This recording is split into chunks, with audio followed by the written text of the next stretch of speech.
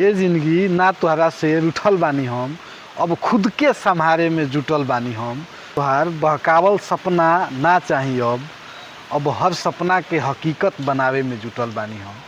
ये जिंदगी ना तोहरा से रूठल बानी हम। बहुत दिन रेंगनी चुप्पी के चादर में, बहुत दिन रेंगनी चुप्पी के चादर में, अब हर बात के उघारे में जुटल बानी हम। ये जिंदगी ना तोहरा से रूठल बानी हम। रोटी के सौदा में इज्जत बिका गई, रोटी के सौदा में इज्जत बिका गई, अब उह इज्जत के खरीदे में जुटल बानी हम। ए जिंदगी ना तोहरा से रूठल बानी हम। जवन खोनी अब गिनती में ना बा, जवन खोनी अब गिनती में ना बा, जवन बचल बा वही के बढ़ावे में जुटल बानी हम। ए जिंदगी ना तोहरा से रूठल बानी हम। अब केहू के उम्मीद बन के ना जियब, अब केहू के उम्मीद बन के ना जियब, अब खुद के सितारा बनावे में जुटल बानी हम।